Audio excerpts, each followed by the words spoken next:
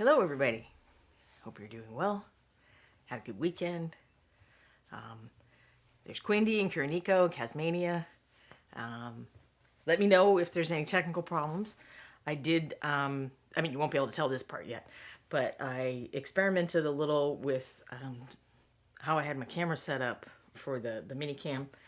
And I think I may have figured out how to improve, I don't know, not the resolution because I didn't change the camera really, but improve what it looks like on screen.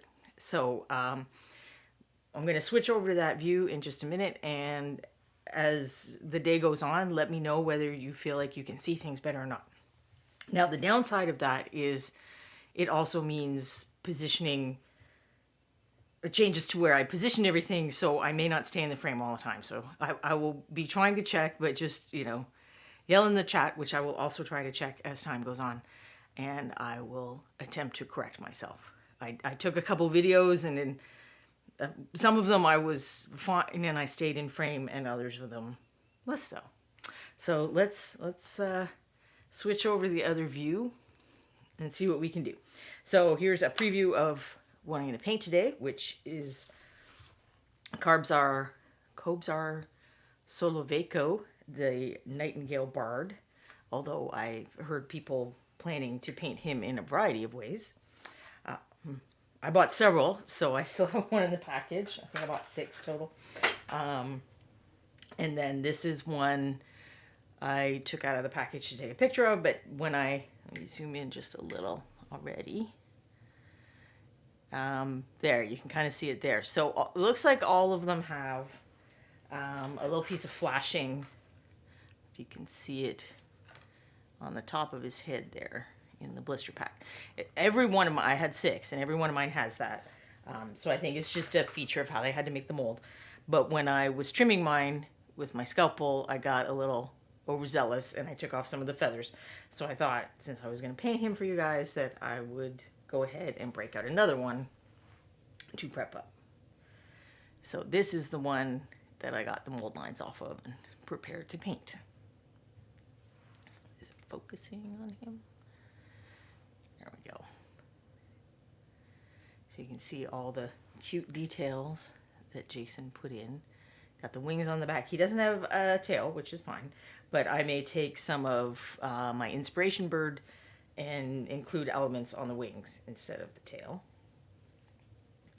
He's got a pouch and an additional pouch because you know how it is when you're an adventurer, you always need places to put your stuff. And then this adorable lute. And he's clearly mid-song.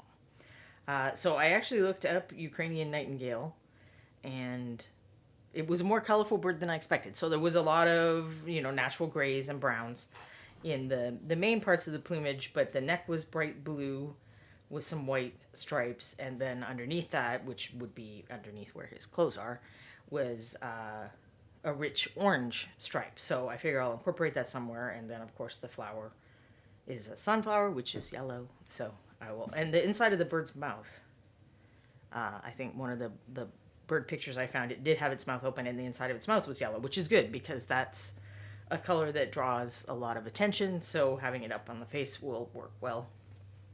The outside of the beak is mostly black, but I think some of them had a yellow stripe. None of these pictures that I looked up, to my knowledge, are copyright free, so I'm not going to share them with you, although I probably will have my phone off to the side to refresh my memory. But if you want to do a quick Google search for Ukrainian nightingale, you should be able to find that, no problem. And I guess I didn't really mention, although I'm sure most of you know, this figure, which was sculpted by Jason Wiebe, is something that Reaper has on right now for the benefit of humanitarian aid in Ukraine. So $7.50 of every sale goes directly to UNICEF. I don't know that they're going to do the UNICEF part forever. Since this is Bones USA, I suspect the figure will remain available for sale. But if you want to buy them and contribute to UNICEF, I would suggest doing that sooner rather than later to make sure that that is what happens. Typically with these fundraising figures, they only do it for a certain length of time because I'm assuming the accounting becomes a nightmare otherwise. So that's what I'm going to work on today.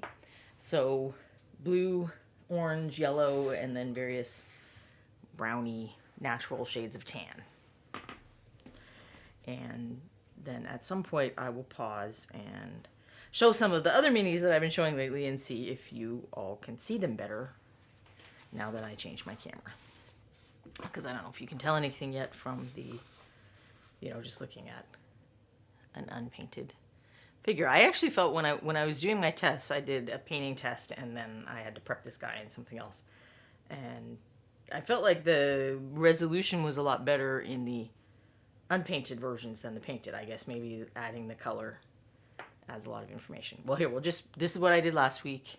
I painted the green on this guy, so I don't know if you remember back to last week, if this seems like you can see it better than you could. Maybe I can even get him a bit closer.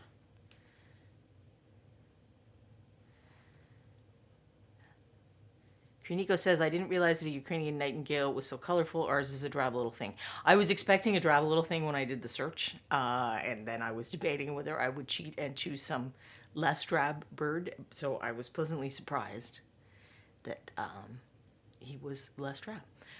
Painting the face is one of the things I was doing with my test videos, painting the face and eyes, and which I'm not unhappy with how it turned out. I deliberately did it this way because I may use him as a figure I show some other stuff off on. And I might return to him because when I started painting him, I was talking about color schemes and stuff like that. And I think putting the orange in would be interesting to see, the color resonance between the orange and green.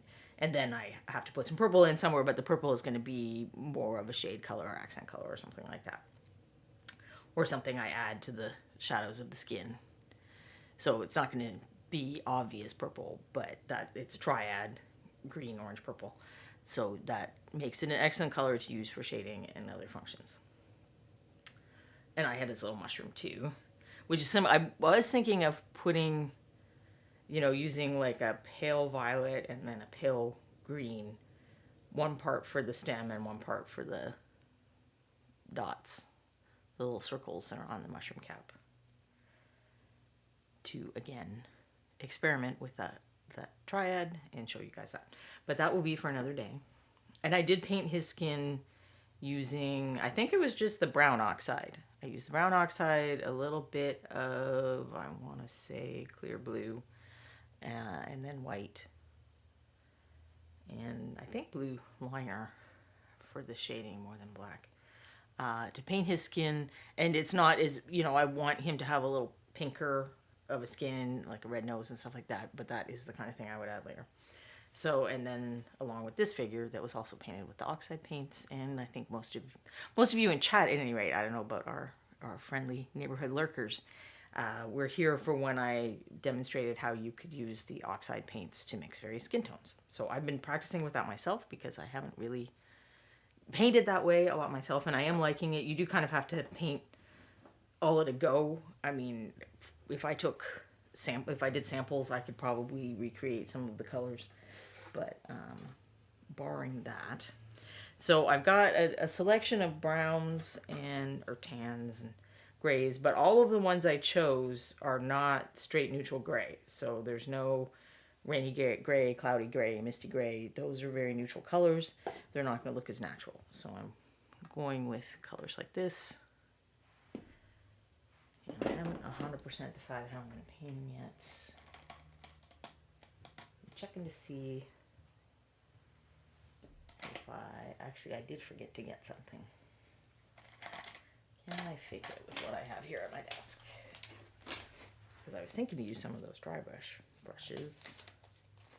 Got this elf one that was not part of the test, but I bought around that time when I was experimenting. So it's a fairly tight woven head, which I wanted to start with something softer. I got this double-sided one from Walgreens as well, eyeshadow brush. And both of these were very cheap, like a couple of dollars, $3, I think, for this double-headed one. It's not something to spend a ton of money on. So I may start by trying to do some, very light dry brushing on the feathers, and then move into other types of painting for the cloth and whatnot. Will he stay there? I'll put the other guy there for now while I get my paints ready. So I'm just going to put out a variety of gray and tan paints and then wing it, I think.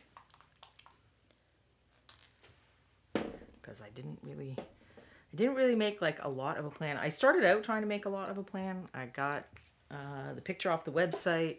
Actually, I think I ended up taking my own picture at higher exposure so that it didn't have as much shadows.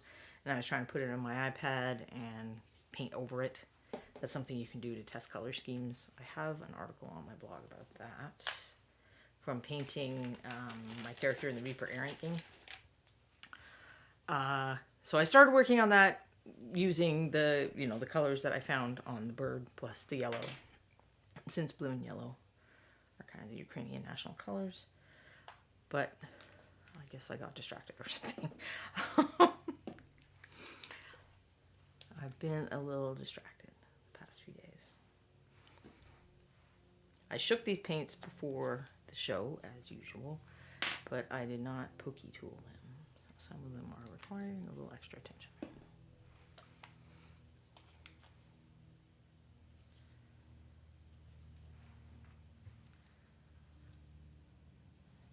The latest post on my blog is how I painted the human rogue out of that adventuring party, which I will show you the adventuring party later when we take a little paint break.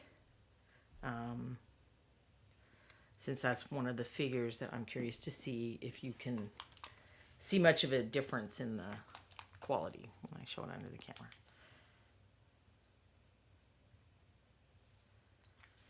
I'm hopefully also figured out how to have the camera someplace where I can paint a little more naturally as well. I'm hopeful about that. Because then I may be able to do more of what I do.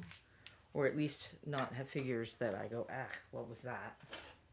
When the stream is done.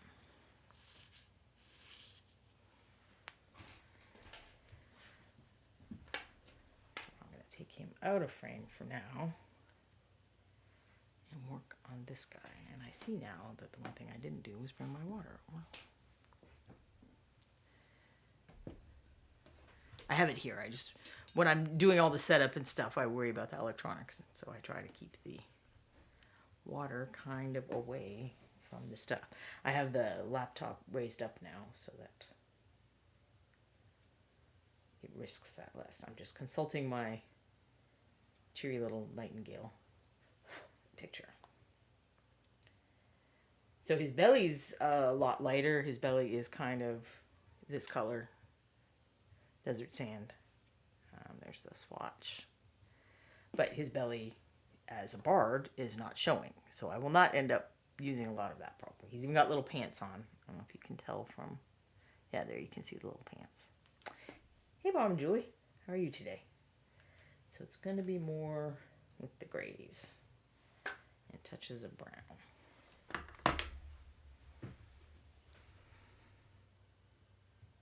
Start with this gray.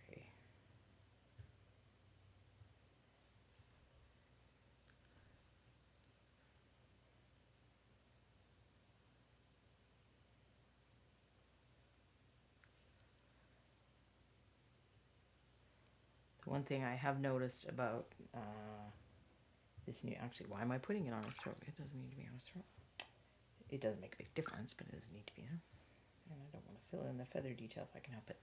So one thing I've noticed about this new camera position is that it does seem a little more likely to lose focus. So I will be trying to check for that.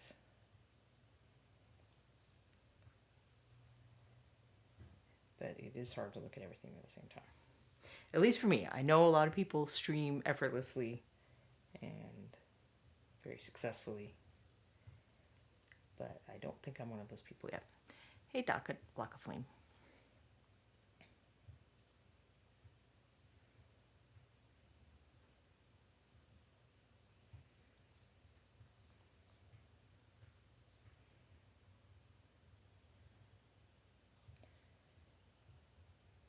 I'm wrestling about the clothes. I guess a dark blue instead of a light blue would work, because I think I do want to use the bright blue under his throat.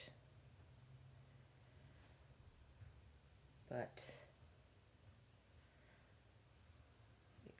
so I was wrestling with whether to use the blue on the clothing or directly on the bird. Because if I don't use blue on the clothing, then it has to be some more boring colors. Although I could use the rusty orange on his clothing now that I think about it, and I think maybe I will do that. Since, as I mentioned, I think that marking is in a position that is under the anthropomorphic bard's clothes. Am I on screen? Yes. Ooh.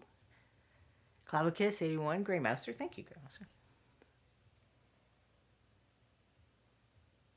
So I don't know if anyone can tell the difference on the new setup. I think I can, but probably we need a little more color than just gray on gray to be able to do that. I am going to get a dark color and put it in a few crevices that I did not think about until now.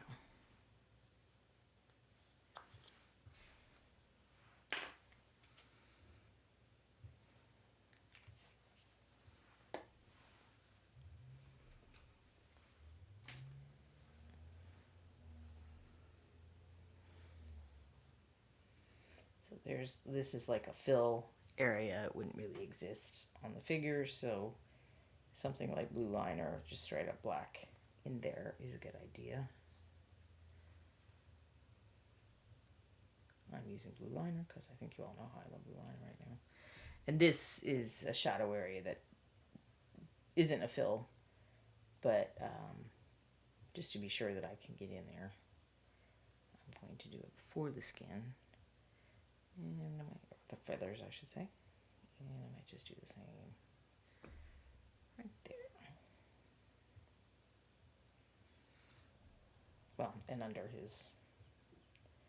the overhang doesn't need to be a particular color other than dark. So I'll go ahead and fill that in since I have the paint out. So have any of you gotten this guy so far? I had pre-ordered, and I was kind of like, oh, is it going to come in time? Because I was hoping it would come for today. And then happily, my package arrived on Saturday.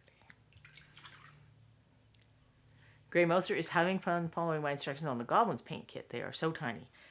They are a little on the small size. It's so the main learn to paint kits. I picked out the figures. And I picked them out trying to find things. Now, at the time, the first one was before Bones 1 even, I think. So my selection was more limited.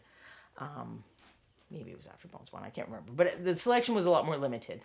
And I tried to pick out figures that were relatively accessible to the brush and to people who were newer to painting. But the quick paint kits, Reaper said, okay, we want a kit for this kind of monster. We want a kit for that kind of monster. Because if left to my own preferences, I would not pick something so tiny and present it with instructions sort of thing. Similarly, the Bones 5 Learn to Paint kit, most of them fell into those parameters of being pretty accessible. I think the initial selection that Ron made, there were 2 figures I asked him to change because one was a different orc than the orc that's the orc shaman, I think, that's in there. And it had a lot of fiddly detail and stuff, and I'm like, this is not... If someone really is using this as a learn to paint kit and not just I want a bunch of cheap paint figures, this is not as accessible as this other guy, if you would be willing to change to this other guy. And then I felt like those... What are those little rock dudes called? The little rock dude There were 5 of them in the Kickstarter, and then one of them was in the paint kit. I thought he would be great for the explanation part, and I really do like him, actually. If I could, I would probably switch the original kit to him instead of the skeleton, because there was some additional stuff that I was able to do on him that is not on the skeleton. And also it's been like, I don't know, 7 years or whatever it's been. Probably longer than that, because time has no meaning to me anymore. And I do not always notice it's passing. The Boulderkin. Thank you, Trouble. Yes, that was it. That was the Boulderkin.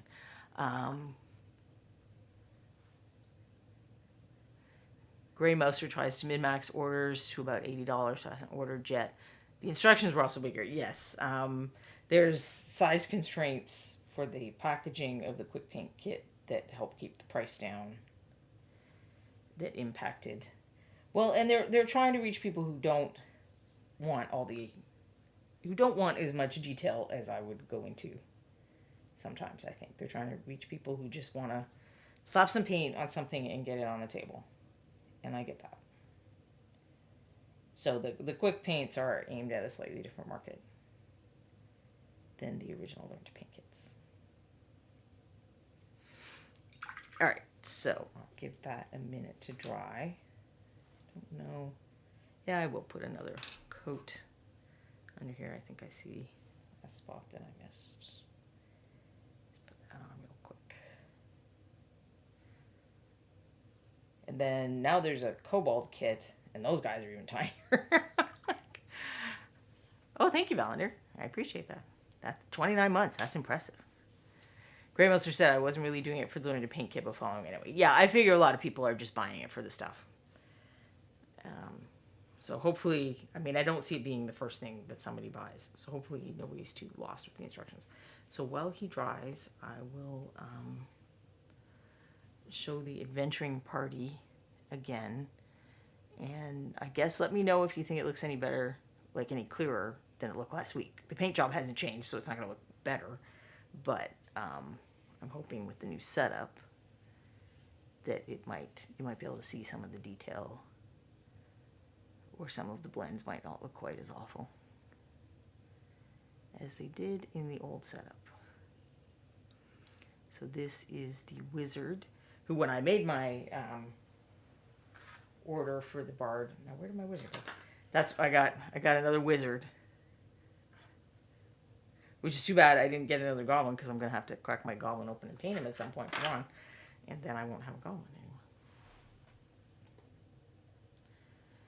This is the Halfling Fighter. Valander believes that the view is better. Yeah, if you just got here, Valander, I fiddled with the positioning of the camera, and I think that I can get the miniature closer to it. And I don't know exactly how to explain it, but I think I changed it so that it can capture a bit more detail than it had been. So this is the Halfling Fighter, who I am amused by. I like him. And let's see if my bird is dry enough for a wash. Oh, I guess maybe I should paint the wings, even if I'm going to fiddle around with them later.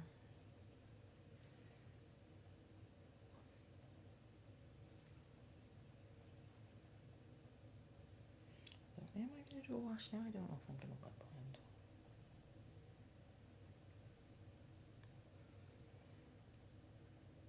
I'm an indecisive creature.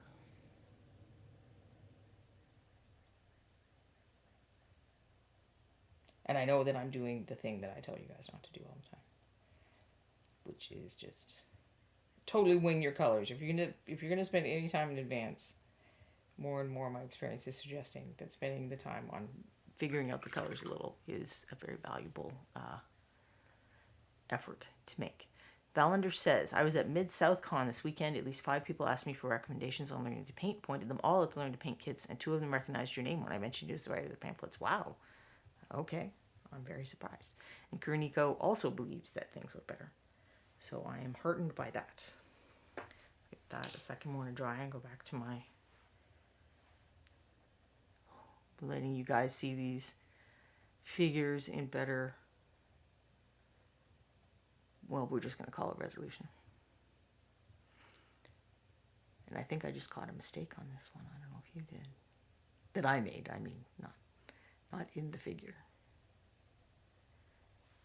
I'll have to try to fix that. I mean, apart from the broken staff issue that I have not repaired as well as I ought to. And this is the human rogue, who I think a lot of you can guess who this was inspired by. So the current article that's like the first one on my blog is kind of more details about painting this figure, the exact colors I used, and a number of work in progress pictures. And then that links back to the first article, which covered sort of the overall painting process and the color recipes for the colors that were, well, that's clearly not dry. The colors that were used in common among all the figures, which is mostly the non-metallic metal and the bases. I did try to share color, like individual colors between, or parts of color ranges between them so that it had more color harmony. But as I discussed in the overall article, I kind of dropped the ball on that with the wizard. So in my opinion, he doesn't fit in as much, but then you could argue that makes him look more magical and weird, maybe. I don't know.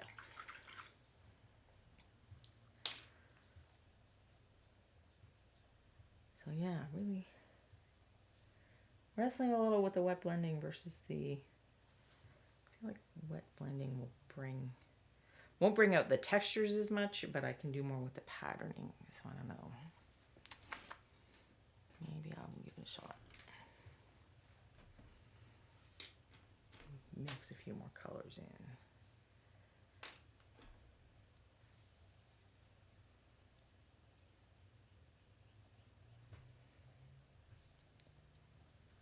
So it's got like a darker stripe on the top of its head.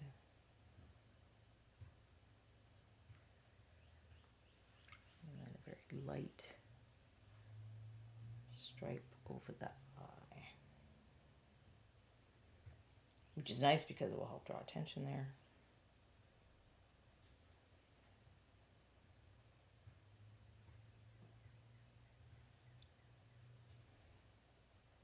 So I kind of want the busyness, the complexity to be on the face.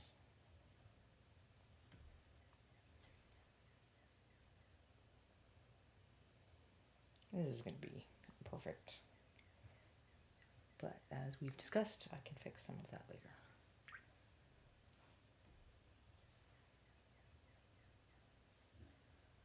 I consider wet blending kind of a way to get things started most of the time. I mean, you know, if I'm painting this guy for this week's game, because he's like a special NPC or something, or I guess he would definitely be a villain, nobody would see coming, right?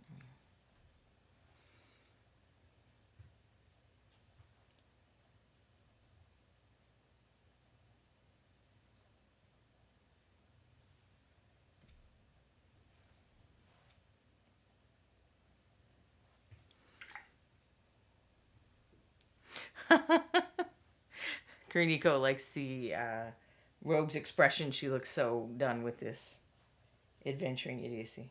Well, I guess after so many times of people telling you to go first and find all the traps for them, that probably gets old.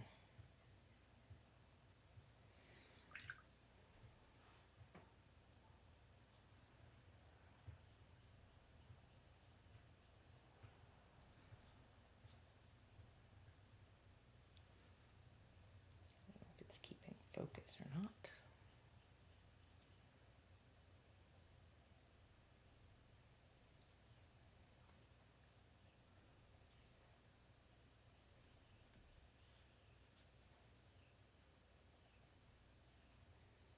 The nice thing about things like feathers and fur is that, you know, there are some lines, as long as I break up the edge a little, it's not supposed to be, you know, a butter smooth transition. That's not how fur and feather patterns work.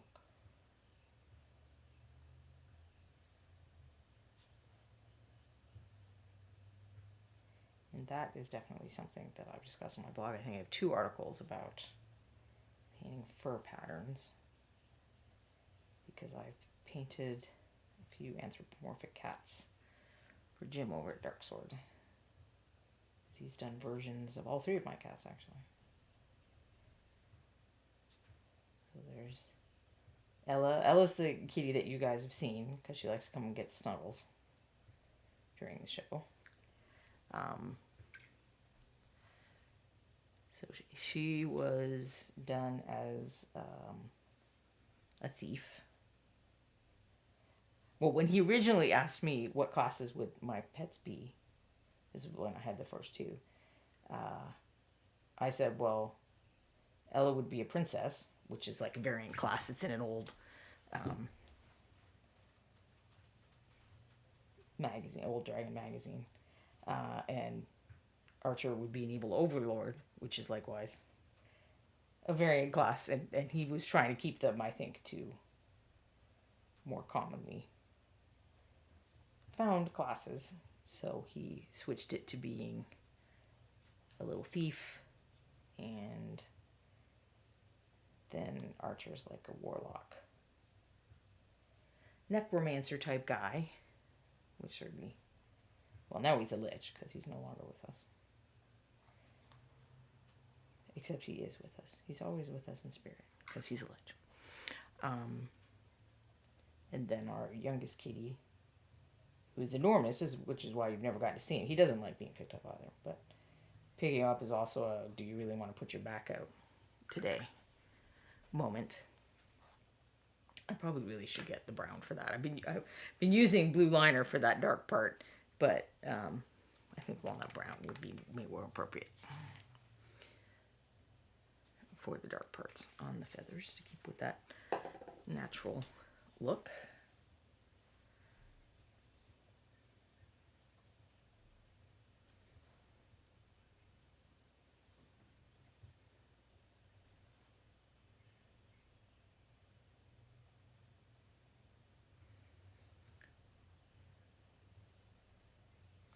Kind of like a haircut, I want to check if I put the light patches about the same distance back on the head on both of them. Well, okay, anyone who keeps their hair pretty short doesn't know what I mean about like a haircut. If you have longer hair when you go get your haircut, they keep pulling out strands on both sides to check if they've gotten both sides the same length.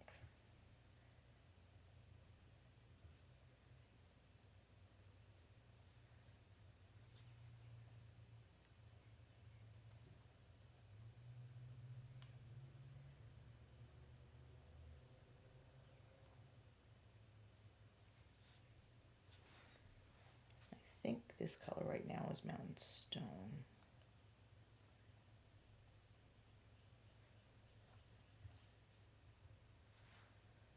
Then the next gray up is Ghost Ray Gray. Just want the Pathfinder colors.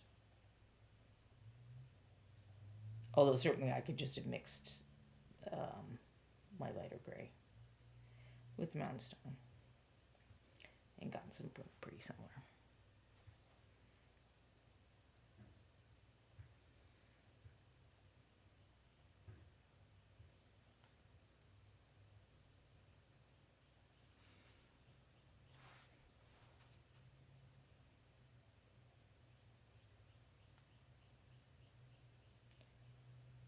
I keep going over this bit because I don't want to lose all the lightness from this eye thing, because once I paint in the black eyes, it's going to be nice contrast. It's very visually effective, which together with some of the other choices will help draw attention to the face. I'm just going to fiddle a little bit. Are we in focus? So I've broken out a better brush. I'm just kind of painting little lines and dabs to kind of go with the texture that is sculpted on there. So I was saying, I said something about Jason and then I got distracted. If you're curious to know more about how this figure came into being, go listen, or watch, I should say, last week's Crow's Nest, which I believe it is now both on YouTube and Twitch, so it should be easy to find. So Ron is on there with lots of, well, not about lots, but some Bone 6 previews and information and stuff. So even if you aren't interested in this cute little bird guy, you should watch for that. But they also talk about how this came into being very quickly. And then, Jason's kind of inspirations and stuff like that. And Quindy has kindly... Oh, hi, David Peterson. I guess you know about anthropomorphic things, so if you say it's lovely, then we know it has the stamp of approval. I think he's pretty adorable, too. Let's see. So there's some brown, rusty bit under the eye. I don't want it to be too crazy, though. So I'm probably going to mix some of the grays.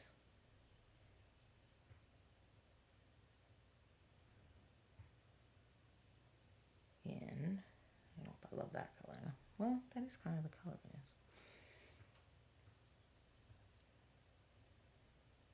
Let's see. It swoops back.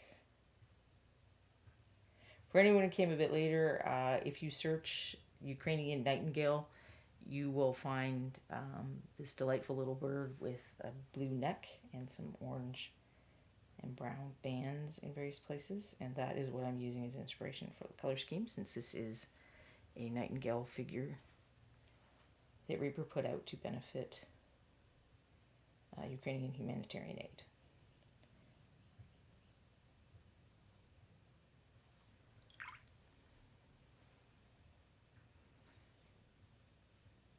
Probably going to want to go a little brighter on that too. Consider it stamped. Well, thank you.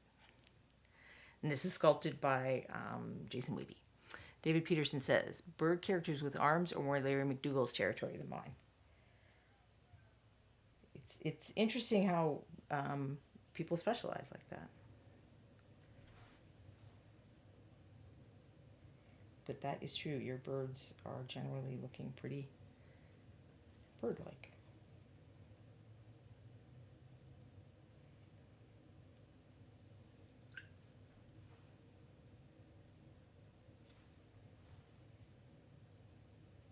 Thank you for joining today. I know that I've enjoyed your streams on occasion. I appreciate that you take the time to share with people what you do. Get to see the magic behind the curtain, as it were.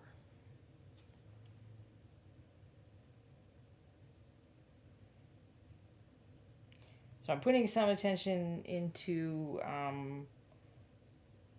following the markings of the actual bird, largely because the markings of the actual bird are going to be visually effective in terms of contrast, of drawing attention to the face, especially once we get that blue in there.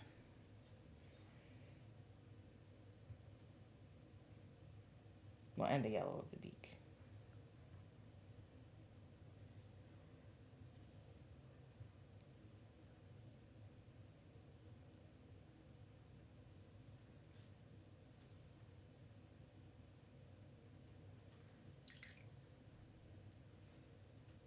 And I'm going to leave that little cheek spot until I work on the blue.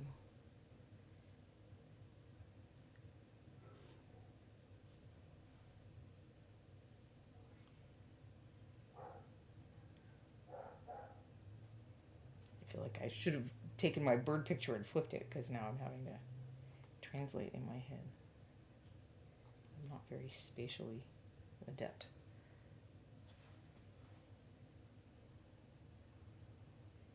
I was playing a game this weekend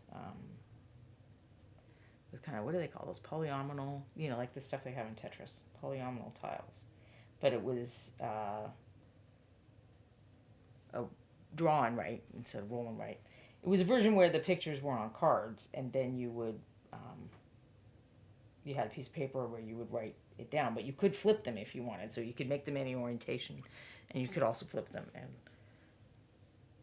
there were several times where I did want to flip them to make them fit on my game board better, but then it was very challenging because you can see me attempting to do that now and how well it's going.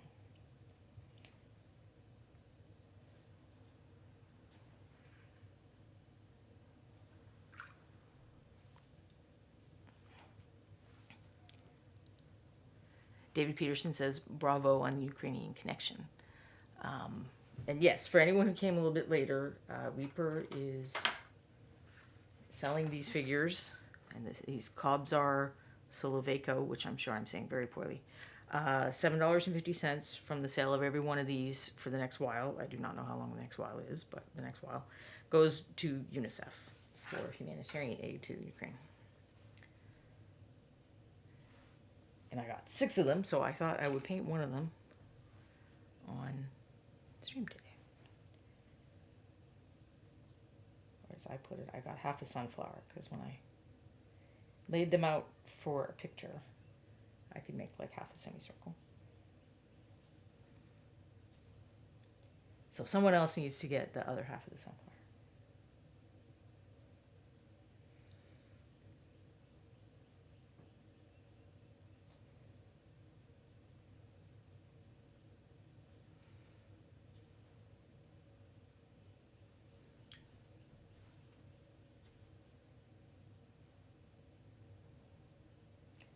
Break up those lines.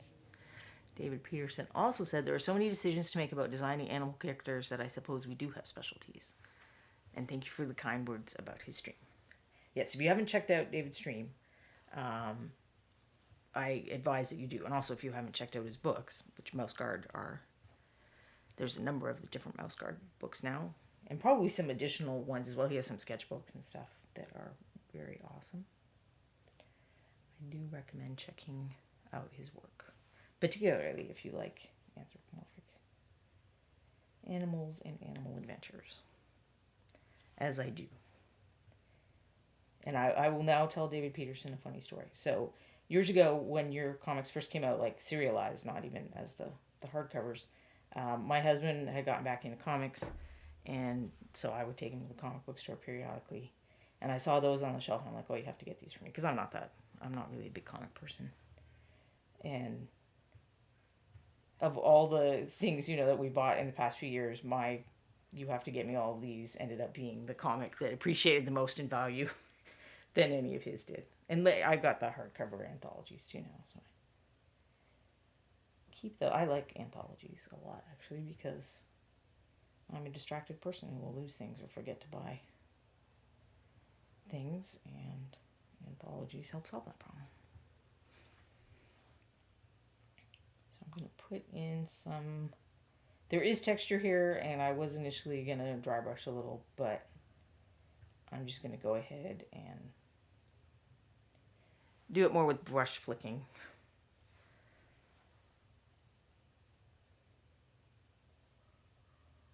Or stippling, really is what it is. But I'm not trying to make circles, I'm trying to make more teardrop shapes. So I'm using more of the side tip of the brush. You can see maybe even that it's making a little bit of a U.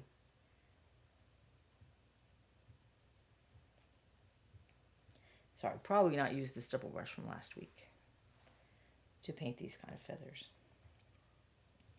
Let me get the guy from last week, and you can kind of compare the texture results. So this was using a stipple brush. I was trying to go for kind of a felt texture, and then this is partly sculpted texture and partly me adding some highlighting by stippling, but stippling in a less round shape. Because you could get that felt texture with stippling as well. You guys would have just been really bored watching me do it. It's funny. It's one of those things that it kind of takes a while to do, but it's not challenging. It's one of those things that maybe you call it hard, but not challenging. I don't know how I put that. If I put something on that I enjoy listening to in the background, I'll do that kind of texture all day long without complaining. But I know it's not to everyone's taste to take that long to do something.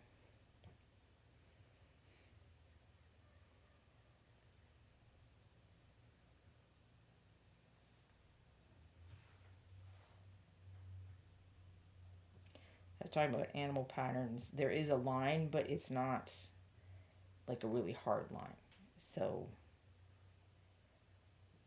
the thing that will sometimes make an animal pattern look painted instead of more natural is that the transition is too sharp. So one way or another, you kind of have to blur it a little. In this particular case, I'm blurring it with those same kind of little brush strokes. I've done it with glazes where you go over and that softens the edges a little and makes something look more built in rather than built on top. Oh, I do want to get his little arms before I forget about that. The gray goes a little darker on the arms. Or wings, I should say. Oh, he does have wings too now that I'm thinking about it. He's a bird, he has wings. I should probably pay attention to those.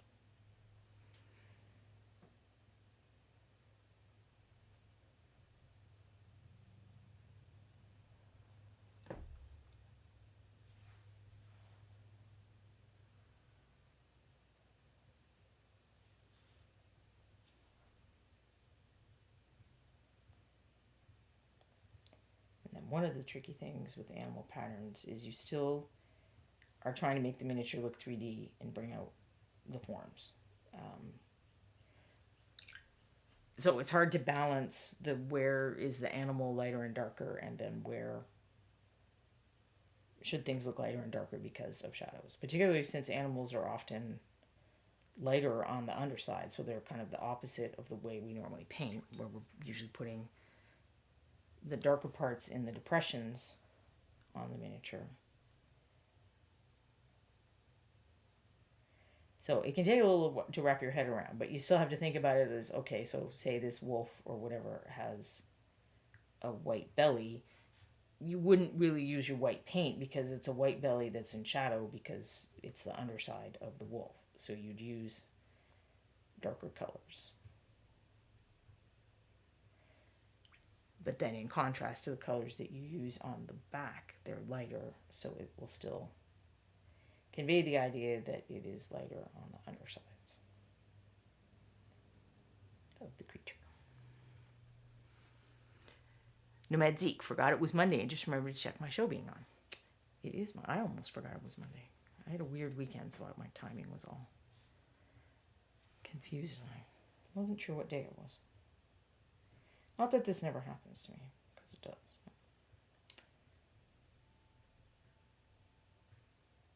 So I'm using walnut brown for some of the darker areas, just because I'm trying to keep the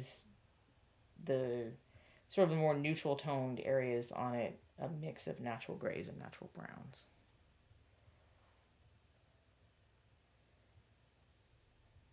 You guys are probably tired of me talking about natural grays compared to pure neutral grays. This is exactly the situation, this kind of guy, where the natural grays are super important.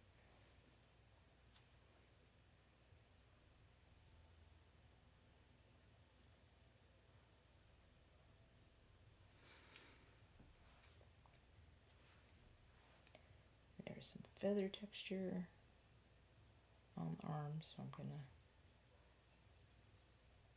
use that same variation of the stipple stroke to bring that out. Which, of course, it would work with washing and dry brushing. I've ended up doing this because I'm trying to bring in some color variations. And this ended up seeming an easier way to do it than doing washes and stuff.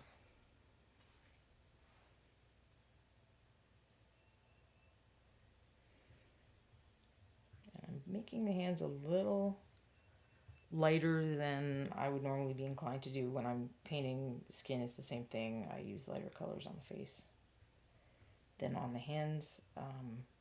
Because in this case, I think the action of what he's doing is important. So I do want to have some attention drawn there. Or more attention. I actually like to put some effort into painting hands. Because I think the face shows us what the figure is thinking, and the hands usually show us what the figure is doing.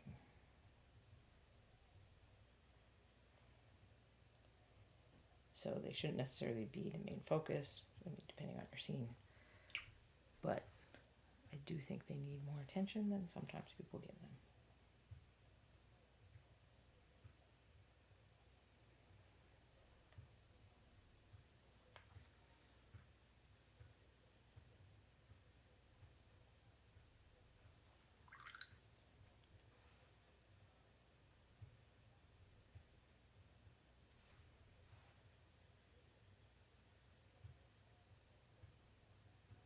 In an ideal world, I probably would have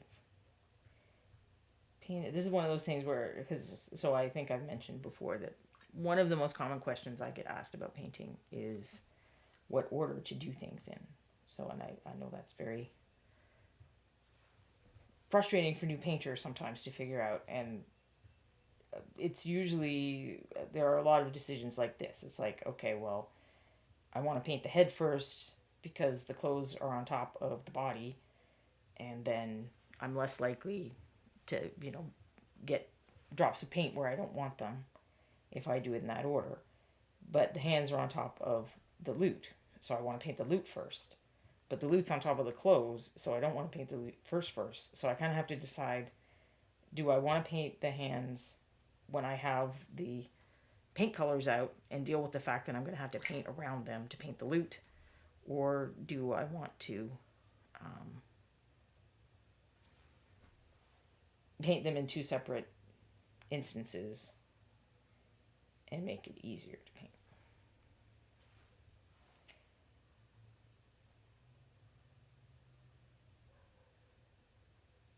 And there's not necessarily a right answer to that. It's what you like to do. What's going to annoy you the least.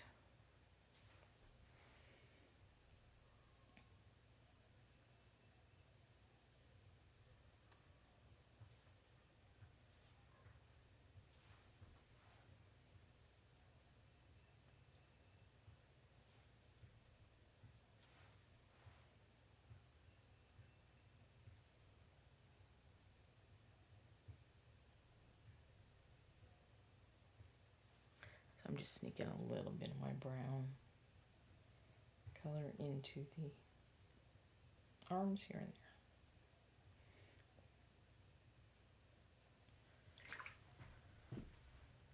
I think those fingers need to be just a little brighter still. Kuniko asks, is the stream twitchy for anyone else or just him? And Quindy hasn't been seeing any issues. Yeah, I'm crossing my fingers that we're not going to have any tech problems because my tech support guy, aka my husband, is not at home today. So if it happens, I'm on my own.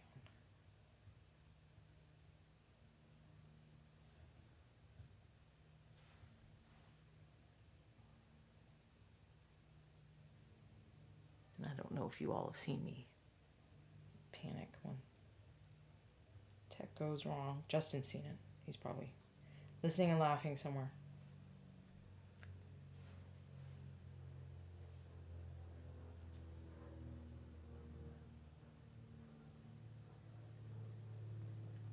Well, except I'm sure he's not, because I'm sure everybody at Reaper is crazy right now getting ready for the Kickstarter. Alright, so that leaves wings. So I'm not showing these pictures because I found pictures. If you search for Ukrainian Nightingale, you'll find the pictures, the kinds of pictures that I'm using for the color scheme. But I only show pictures on stream if they're from a site that allows people to use pictures. Copyright free. Well, not copyright free, but that people put the pictures up there with the intention that you're able to use them. And I actually didn't even check those sites, but for such a specialized thing, I was assuming they didn't have it. I am trying to decide if I want to do more of a wash on the wings, so we can compare the techniques. I'm going to get a little brush on sealer, which is acrylic medium, and mix that into my wash.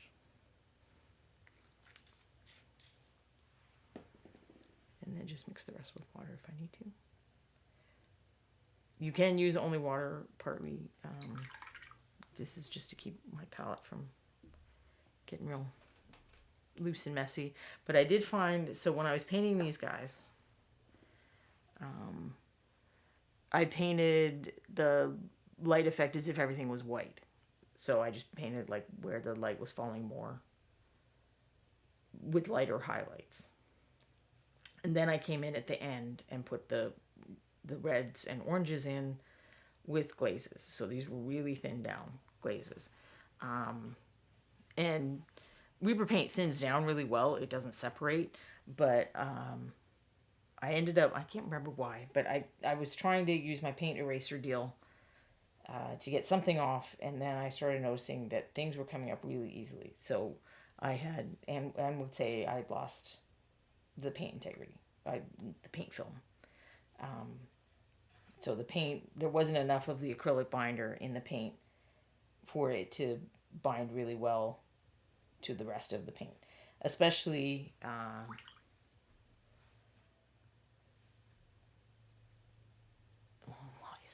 hold on, now I lost my thought.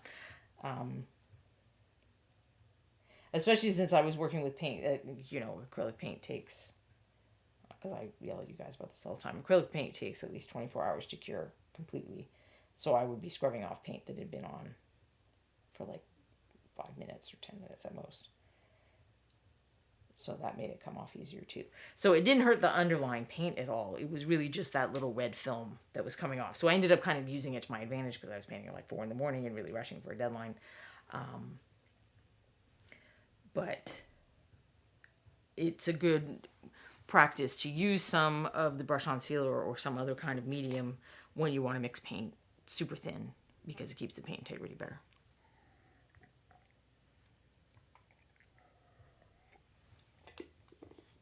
And I keep meaning to find my paint film that I made to show you guys what I mean about an acrylic paint film.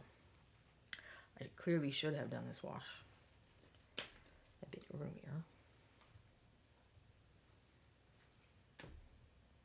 in the process, because now we're going to watch it dry.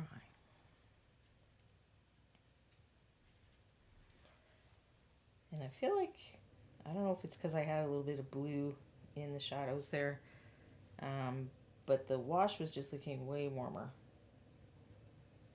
than the gray on the rest of him. So I'm just going to add a little bit of blue liner to that wash and put it on and make it take even longer to dry. So what can we talk about while that dries?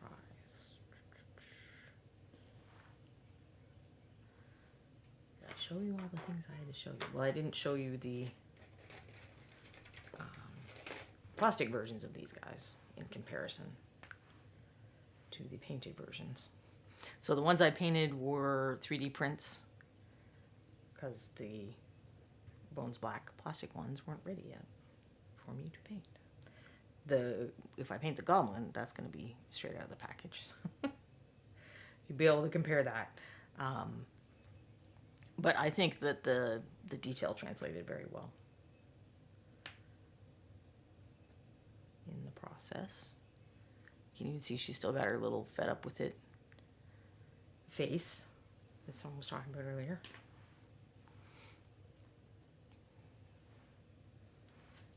Where's my unpainted cleric? No, that's the goblin. So these figures are currently being put into many Reaper orders.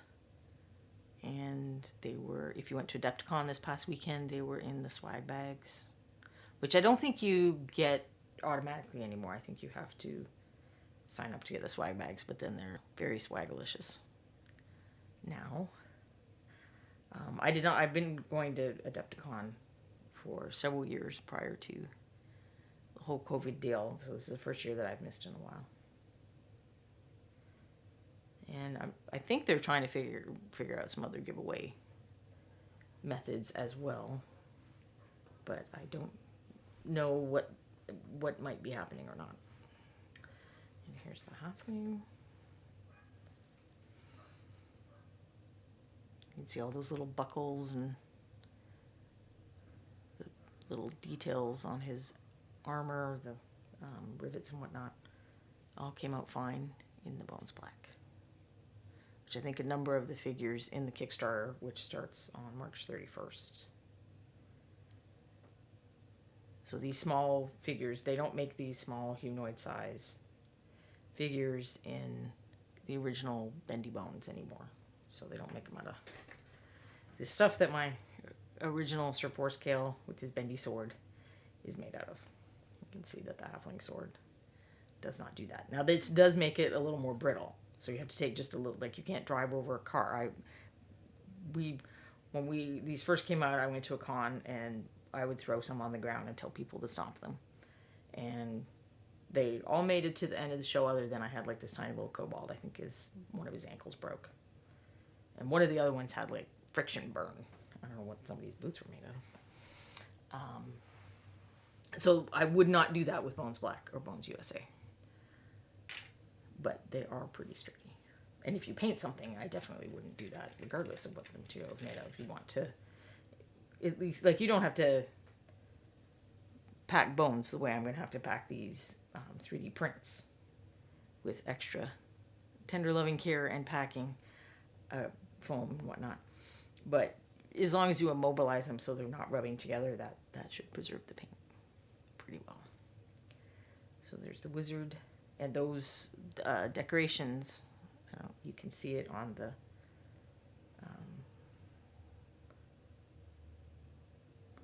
cast copy, consumer copy, I don't know what I call it. The decorations are built in. I didn't add those. Bobby added those. Including this cute little thing on the edge of his inner robe. I don't know. I don't know what all these parts of medieval clothing, if indeed this fantasy stuff is based at all on actual parts of medieval clothing, are called all the time. And the wash still isn't dry.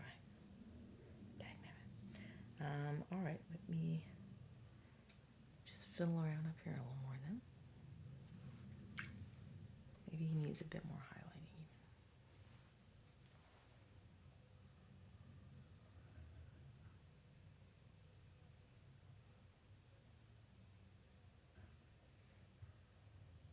I do want the top of his head to, his head to look nice and round and everything. So I want to make sure I put highlights there and then the shadows in the band under there. If you've ever drawn a sphere, painting this head is essentially the 3D version of drawing a sphere. And if you've ever drawn anything, you've drawn a sphere, because that's what they use to help you learn all that stuff.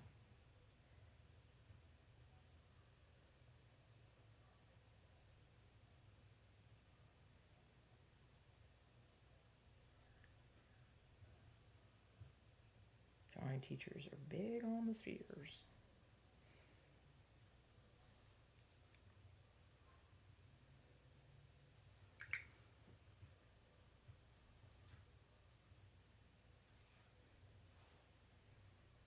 Thin down some of that brown. And I'm putting it in.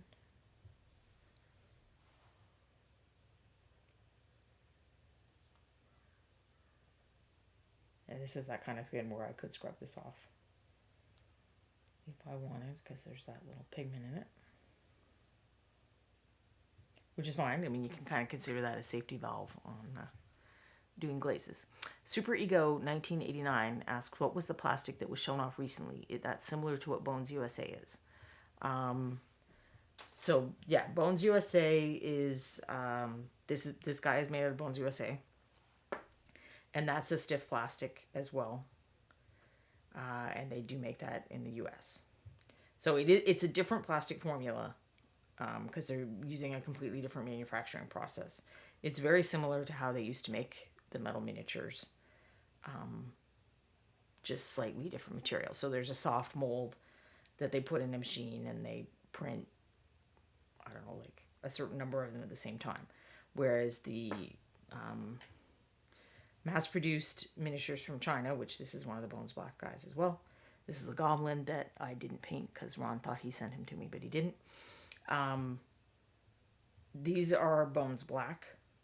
That's a stiffer material, but it's done in big steel molds, steel injection molds, which is the customary way of making molded plastic items. But you can use, over the years they've experimented and discovered that you can use different plastic mixes. So the original Bones, which is no longer made in this white material either, it's gray as well, because you can see that this is glaring out a little in my camera, so you can't see all the details and stuff. So for various reasons, they switched to more of a gray. Big monsters and stuff are usually still made in this because that give actually helps it not break. And I think this plastic is a little more expensive, because if you compare the price of a Bones Black or a Bones USA figure to an original Bones, you'll find that it's a little cheaper. The original Bones is a little cheaper. But there are trade-offs. So you get, this is stiffer, you don't have the bendy weapons, but I could break this off, where it would take me a long time doing this to break this weapon off. So, but then you get better detail, crisper edges, stuff like that. So for the most part, I believe they've gone over to making the new figures that are human-ish size or smaller in these stiffer materials, and then larger monsters and stuff like that are in this. And then terrain, I'm not sure sometimes, because if it's like the mausoleum or whatever, I think sometimes that's in the harder plastics. I'm not sure if that's because it's all flat edges or what. I don't know. I don't know all the stuff about this. I'm kind of like in the background listening when they're explaining how stuff works to the sculptors. But it's not as simple as, well, just use the molds that they had for the original Bones and make things out of Bones Black now. For reasons that I do not think I know, it doesn't exactly work that way. So some of the older figures that were made in Bones are still made in Bones. Original. He's going to look much cooler when I paint that eye in. Maybe I'll just put it in real rough so we can see the contrast start to happen.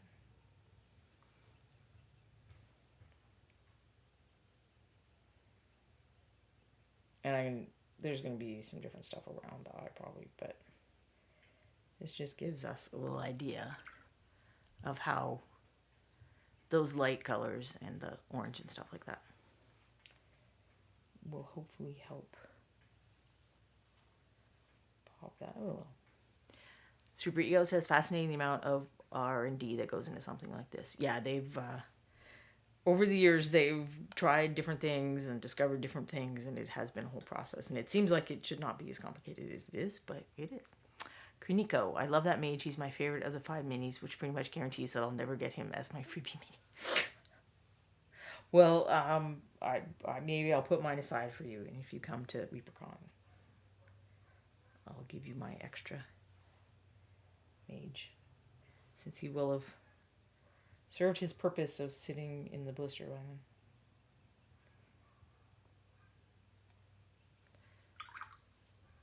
So side brushing isn't working, but what do I have for dry brushing here at my desk? Because I did not bring over my dry brushes. Not that you have to have special dry brushes, but if you've been here a while, you may remember that I did several episodes where I was testing how different kinds of brushes would fare when used for dry brushing. So I like to sometimes use those on stream when I can, so that you can see them in a real world application. Well, I guess I probably shouldn't have picked this. This is actually from the first Reaper Learn to Paint kit that I did, and even though I have done some brush treatment on this brush, it's got a whole been through the worst thing going. So I'm going to look for one that doesn't have hairs curling every which way.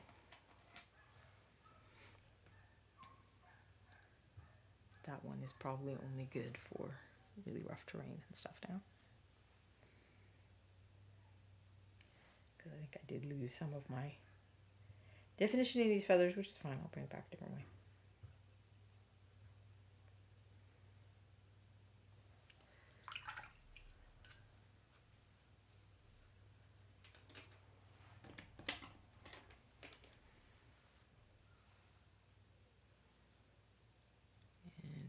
Does seem to have a little bit of this brown on the lower edges of the wings. So I'll put some of that in before I put much more highlighting in.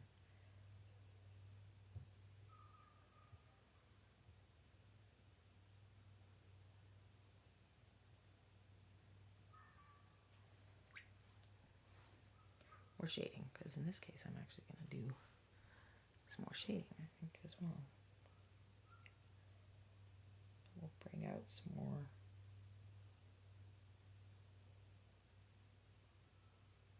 these feathers as well.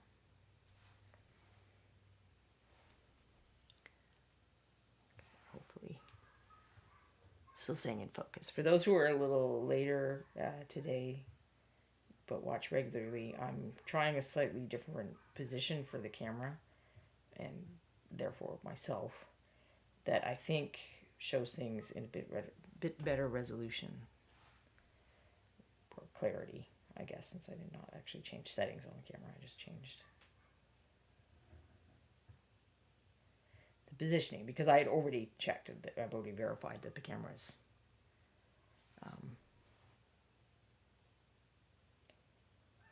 or the recording software or whatever, all of the things that I can change to being 1080 are set to 1080.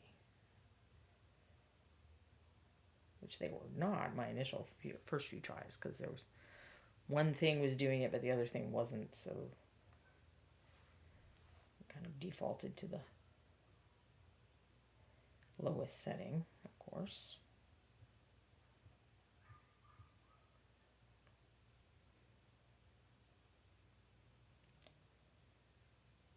This is a whole process that's figuring out how to stream painting very tiny things effectively. Well, perhaps David Peterson could tell us if it's also challenging to paint, to stream larger art things effectively. But perhaps he's more technical than I am, which would not be terribly difficult. I am lucky that I has my husband's help, but he doesn't really do audio-visual stuff that much with his computering, so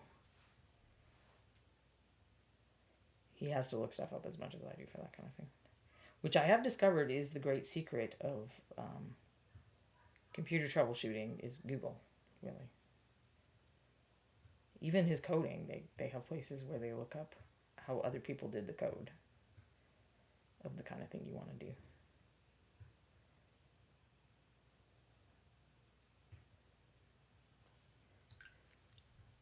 So it's all research more than...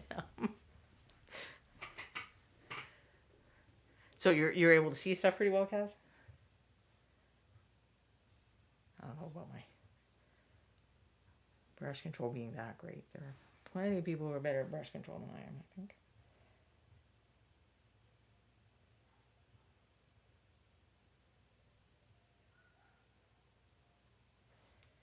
It's definitely worth practicing.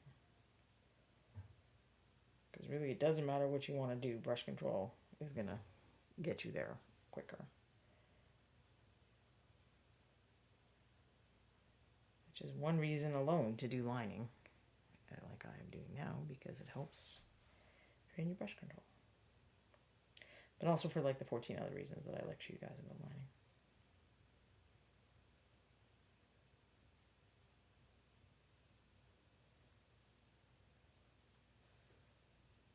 In this case, it really is the little shadows in between feathers.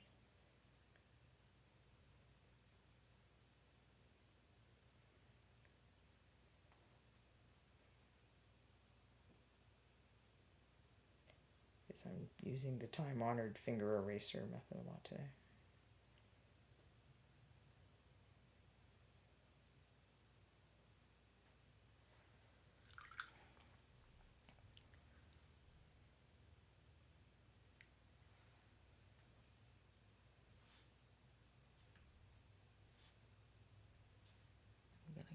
So I've been using walnut mixed with my darker gray for some of the shadows, but I am going to go ahead and do a bit more of a blue linery type shadow on a few spots for extra definition.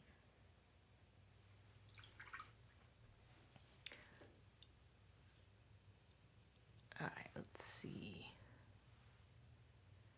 Kreniko says, I'd love to take you up on the offer of going to ReaperCon, but it's out of his budget since he's in Scotland. Well, that definitely would be an issue. Or Nomad Zeke suggests developing teleportation. Well, we've all seen what happens with the transporter. There's probably some bugs to work out with that. And then Kreniko has to work on a translator so we can actually understand him. My ex's mom was Scottish, and she mumbled. And I don't have a very good ear for accents. It was just, I smiled and nodded so much. I'm like, I don't understand half of what this lady is saying. She was very nice, but I just had like no idea what she was saying most of the time. All right, so I want to bring in that bright blue under the throat, which is really going to change how this looks like. It's all naturalistic and browns and grays right now. And I've picked out a selection of blues to try putting the blue throat in. And then I will probably use duller versions of those. No, I decided to use the orange on the clothes. I keep forgetting that I made a decision about the clothes.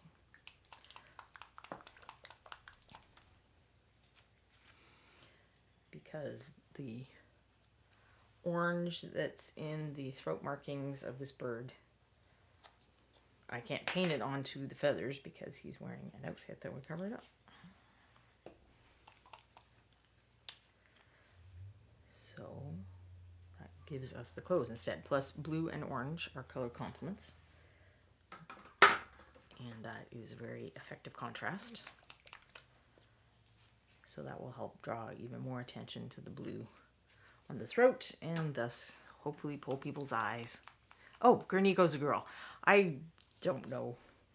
People's aliases, I don't know what your alias might be from.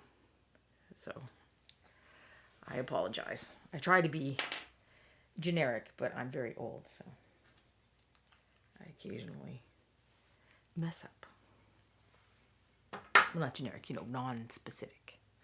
Kreniko, my accent is apparently pretty full on and I speak too fast.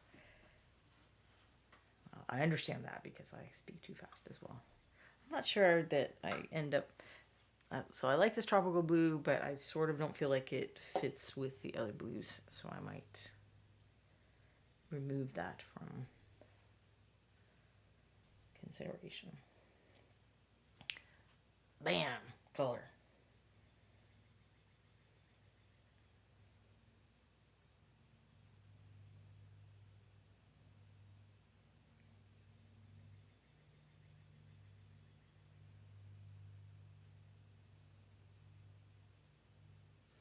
I think that really is the only place that this bird is blue, but I didn't find so many pictures of it that I saw all the angles. Years ago, and I'll have to try to find this again, even though this is going to sound kind of morbid.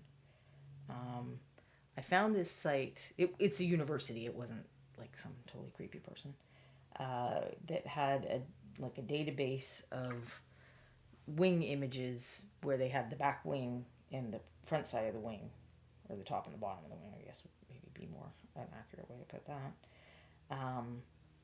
And it was really interesting how different the wing could be on both sides.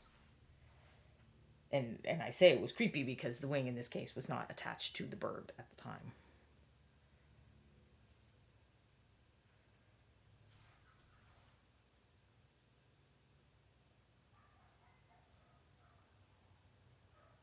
So just softening those edges a little. there should be a transition, but it should be a little softer.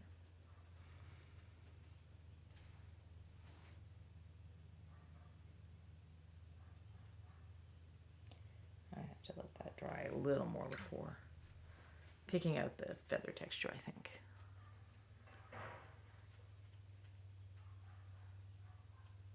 Now I think about whether I can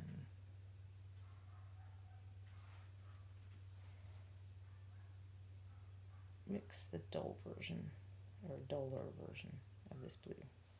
But I think the only dull blue I have with me is, because I always have learn to paint kit colors here. So I have my ever favorite heather blue, but if I dull down the blue I'm actually using, it will unify better.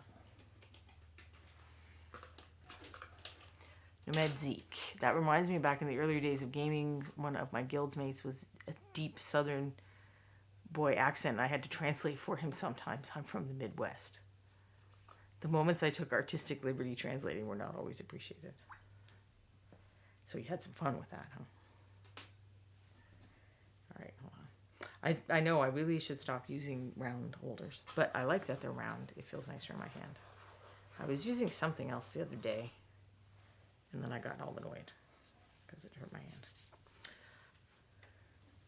But I'm just one of those specific people, I guess. So, as we've discussed many times, maybe I'll get the palette in frame. Zoom out a bit and get the palette in frame. There are multiple ways to dull down a saturated color. And we'll try 2 today. So I will try, this gray's a little lighter than I want, but it is what it is. Try goes gray here. But using the complementary color is also effective. So this is probably, oh well, let's do it. Let's do the over the top. I was going to do the harvest brown, but let's do the fireball orange.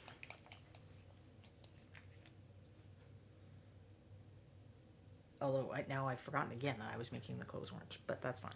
We'll do the how to dull down blue, and then I'll put out orange that I'm actually going to use. And then, so this is the original blue right here. And it would appear that we could put a fair amount of the gray in. So it's a little duller. I don't know how obvious it is on screen. This one's probably going to be a lot duller because I got the compliment. But there's enough yellow in this that it also made it pretty aqua because it added some green. So in this case, I would probably go the gray route since I'm not using pure colors. You're going to get weirdness like that. That's why, you know, if you really want to control this kind of thing, that's what colors like the clear colors are for, or artistic, you know, artist level paints. But since I've now remembered that I wanted to paint his outfit with more oranges, I will dig out the colors I had for that.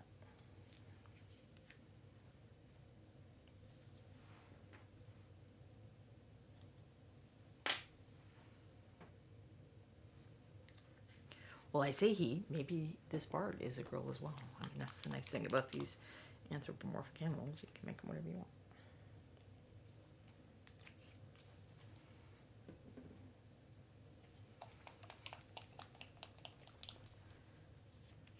Apparently I chose a pretty potent orange.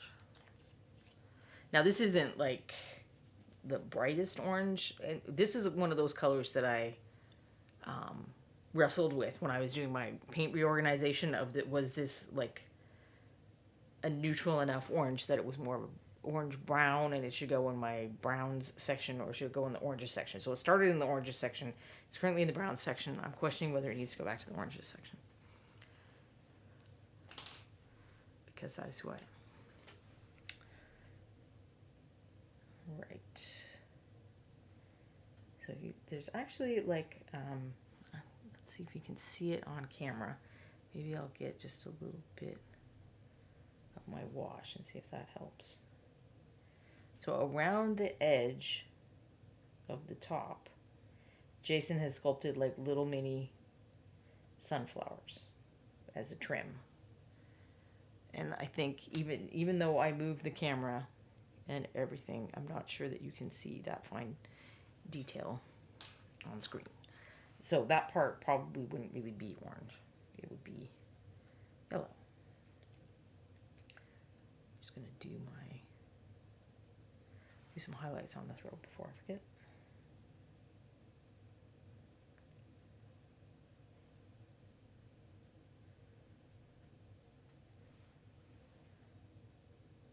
Bring out those pretty feathers.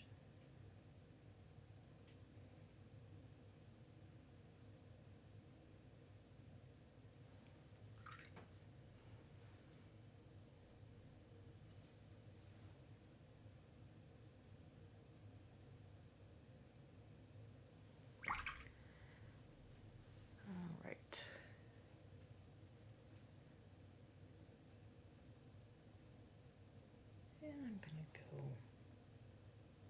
with the rich, dark version, actually. Since the trim will be lighter, I think it'd be better to go a bit darker on the main cloth.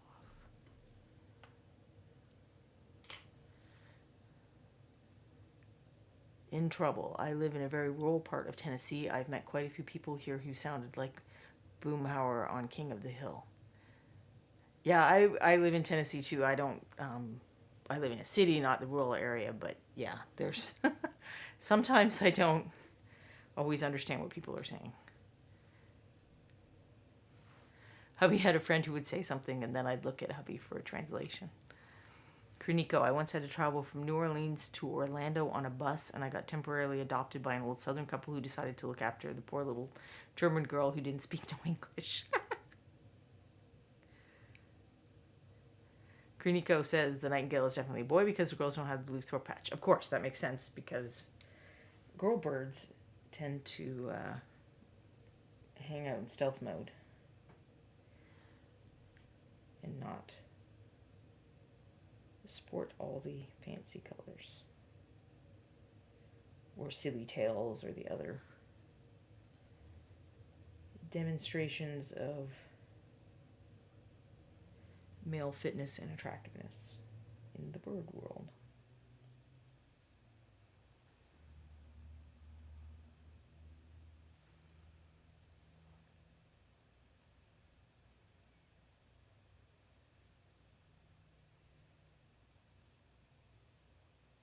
I got confused what the strap was for a minute. Of course, it is the strap that holds the lute.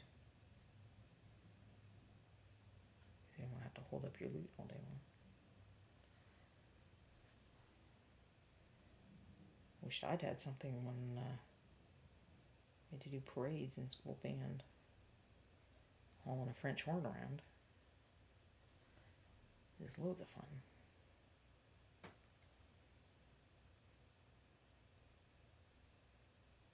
Plus, we're just the to the tuba's paw, so it's like really boring.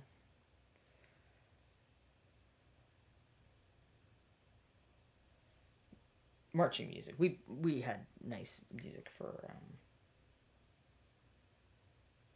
like shows. It was just the marching music that was boring. We'd usually get some cool parts in the other arrangements.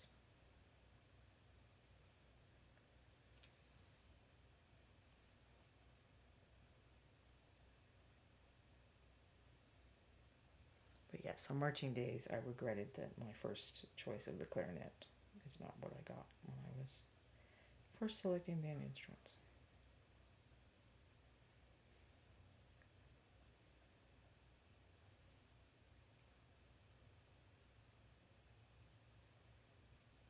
Just trying to figure out the clothing a little, because, of course, if you have to make room for your wings, your top is kind of weird.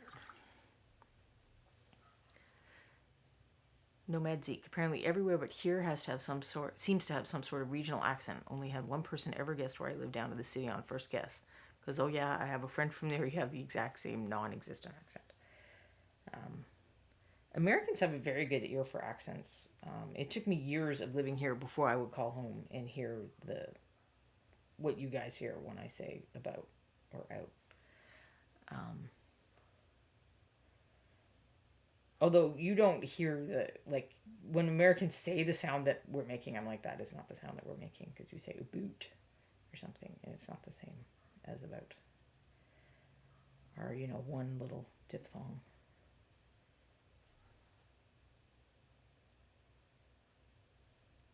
But there are definitely some vocabulary differences, because every now and then my husband will look at me like I'm completely insane when I say something like pencil crayons, which you guys call colored pencils.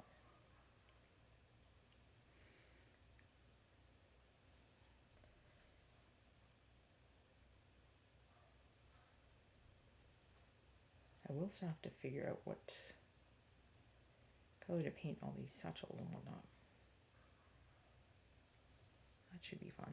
Maybe a tan leather tie in with the colors the browns that are on some of the feathers. Then I figured the loot needs to be pretty dark, like maybe even the walnut brown.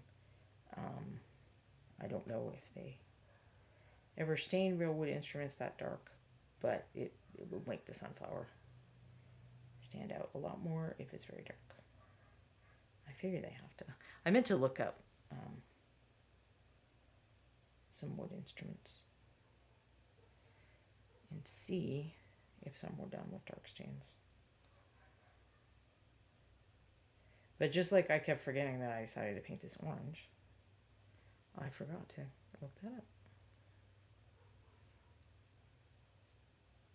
And I'd like to blame all of my bad memory on being old, but the truth is that I've just always had a bad memory, and it's just getting worse now. Queenie Lou, I can't even tell you how many times a week I say what at Bug Lips when he uses some obscure Newfie term. Okay, to be fair, I probably wouldn't understand the obscure Newfie terms either. That is a whole other world to Canadians as well. But he probably does say pencil crayon. You can ask him. Icing sugar instead of powdered sugar. There's some of the other ones. I'm trying to remember. Nobody here knows what the Canadian Tire is, and you don't really have an equivalent.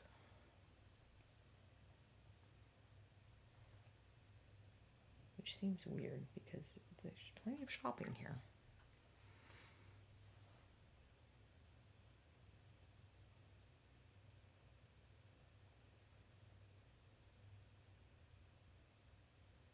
And then you also don't know what Canadian Tire money is.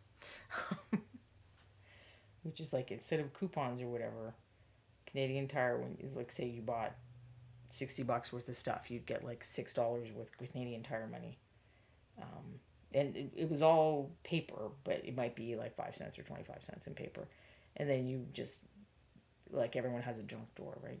You stick your Canadian Tire money in the junk drawer, and then eventually you have enough and you go buy something that you need with your Canadian Tire money.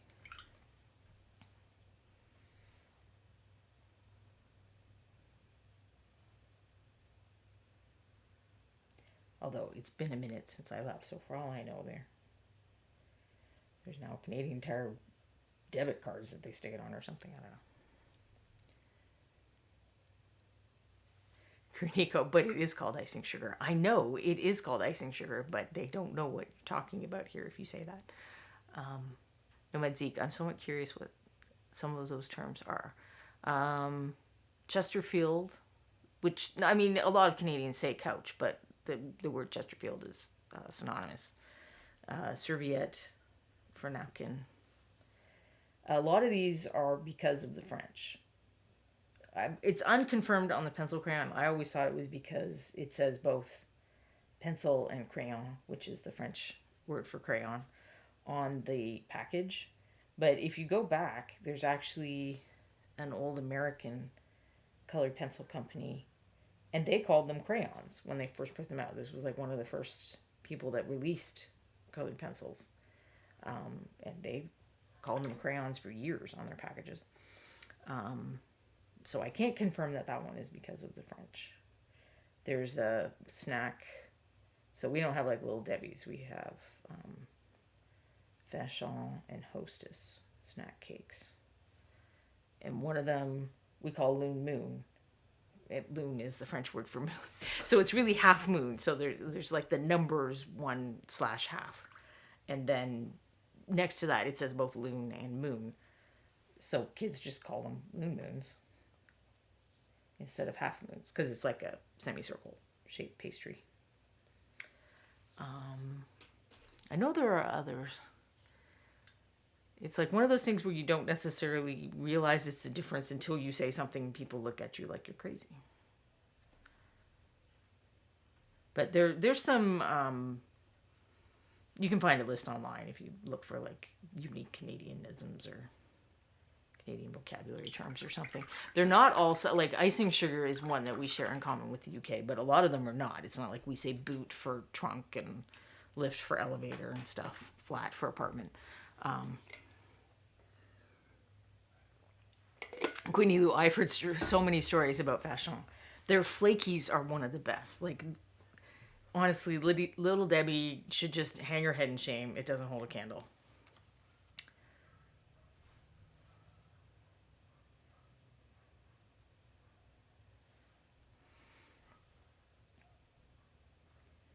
I mean, Loon Moons aren't like the bad. They aren't fine pastries or anything. I'm not going to lie to you about that. But then there's the whole Toronto versus Montreal bagel thing. I'm trying to, so I think Toronto bagels and New York bagels are like the same. And then it's the Montreal ones that are different. But I always forget and have to look that up. But if you're a bagel person in Canada, that's the kind of thing you can have strong feelings about.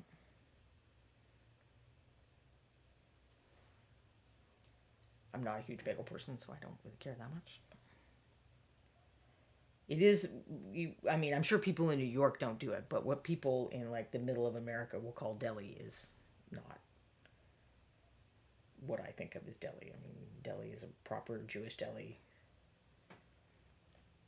with the corned beef and not just like random. I like Jason's, but it's not a deli.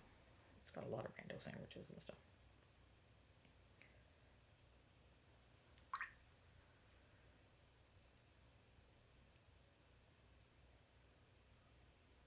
Grey Mouser likes the caramel quite, the candy bars.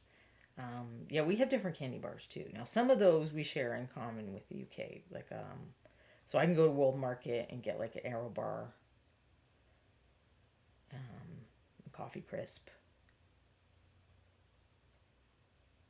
Big Turk, but I don't think I can get all of the Canadian candy bars. There are people that bring them over though. Oh, and so Canadians are the highest per capita consumers of Kraft macaroni and cheese, and we do not call it Kraft macaroni and cheese. We call it Kraft dinner. And our Kraft dinner is not the same.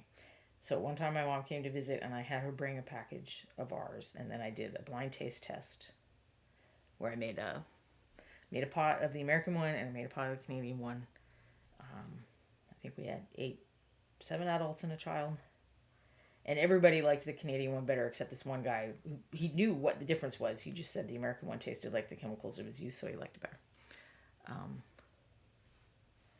But it is probably due to rules about what kind of chemicals or labeling or whatever you can do. But yeah, for some reason we're mad for Kraft dinner.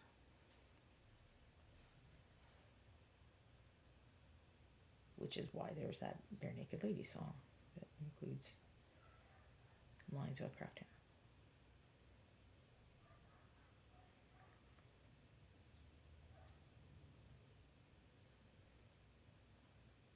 I might be going a little too deep on some of those shadows, but we'll see. Now they put KD big on the Kraft dinner box, and I listened to a 20-minute rant. He doesn't like that they put KD on it. He wants it to actually spell out Kraft dinner. Okay, that seems weird.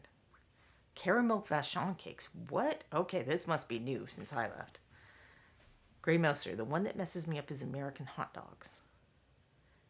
How do you mean? I mean, I don't think I liked hot dogs in either country, so I probably haven't eaten enough. I think I've seen those at a candy store here. They've got a lot of odd imported sweets. If if she ever comes to ReaperCon, we'll bring all of the good chocolate, and they do have some nice chocolate in the UK. No man, Seek, if I saw KD on a box, my first instinct would be Kingdom Death. That seems weird as if you haven't met Buglets. Okay, that's fair. Oh, they put more food coloring in the hot dogs. Nah, they still taste like hot dogs. I don't know. Like I said, I'm not a big hot dog fan. Even when I was a vegetarian, I was like, these vegetarian hot dogs are very much like hot dogs in that I do not like the boring taste of them.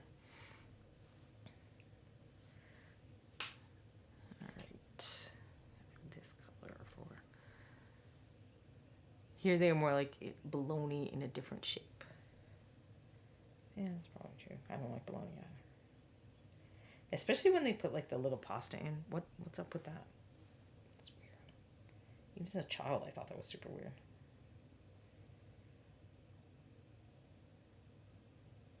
Why is there random pasta in my meat?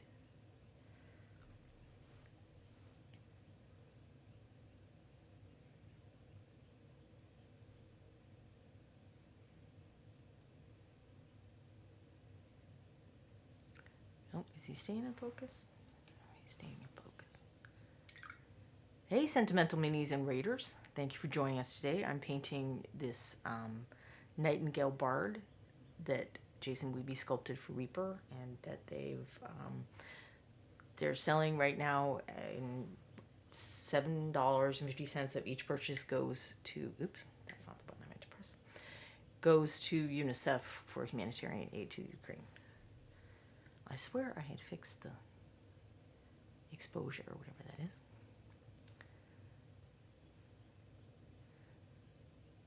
Smoked bologna was weird but really good.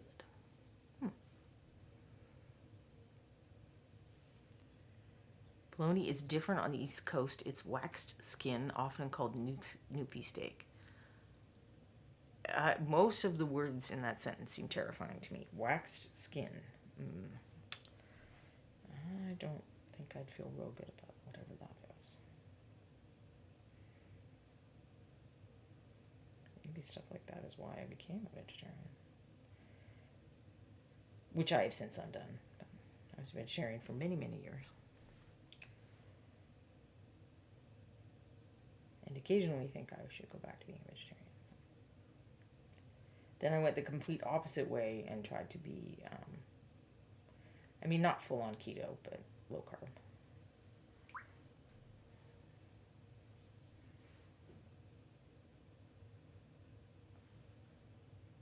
And then 2020 happened, and I just tried to be functional after that. Still trying. Still working on it. It's better. Maybe. I guess. Perhaps I've just become accustomed to living in the darkest timeline. Even the Oscars are insane now. You remove the wax. It's paper wrap coated with a type of wax, similar to what cheese has. Okay, definitely remove the wax.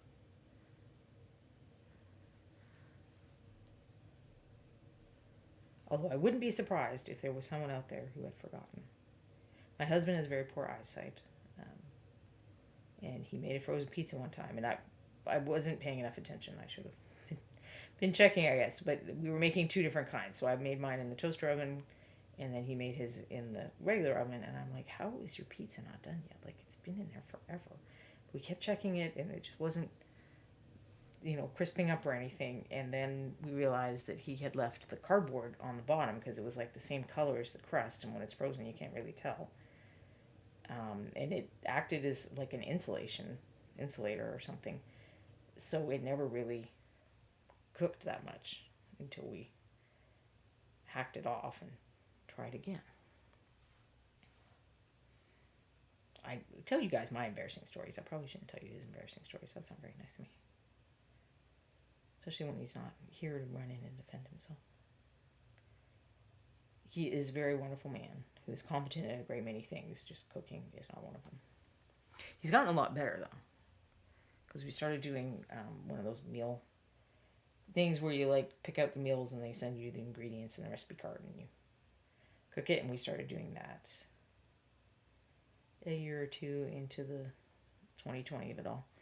And he has learned a lot since then. But when we were dating, he once called me to ask me how you make canned corn.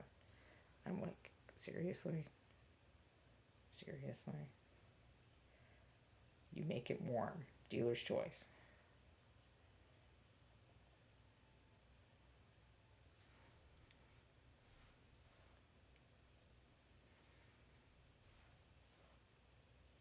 Because to be fair, I am not much of a cook. Let me not go creating the illusion that I cook or anything.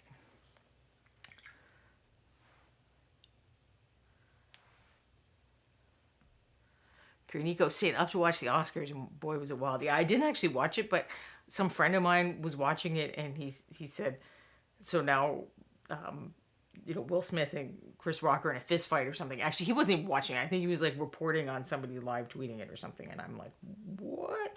So I had to go look up all that and found the YouTube video, the like uncensored one, and it was like, holy crap, okay, that happened.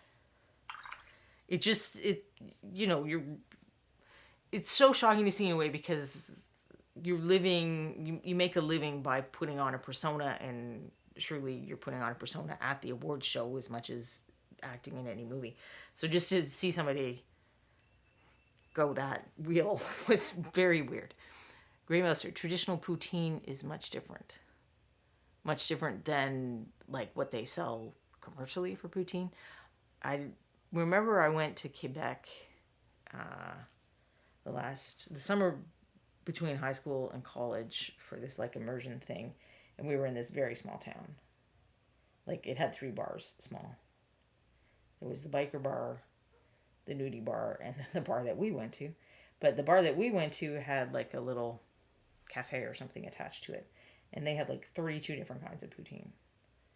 So only one of those was traditional, I imagine, and then they had stuff like you could get like tomato sauce and the cheese on the fries, or I remember the other combinations. That one was my favorite back when I could eat tomato sauce. But I also really liked that there was like a cafe where they serve like cafe au lait and cafe mocha and stuff like that. And they had 2 sizes, and the large came in a bowl because it gets real cold in Quebec, and it would warm up your hands. And I love that, even though it was summertime. And we were not cold, but I thought it was super cool. Also, it tasted really good. Although I'm not much of a coffee person. I don't think I've had coffee since I moved down here. Americans like a very strong or bitter coffee. It's interesting because the dark roast has less caffeine, so the milder bean that Canadians are likely to have probably caffeinates you more. Basically a capital type French Acadian food. Huh, interesting. I might have to look that up. I'm intrigued. 3 bars is standard for a small Scottish village.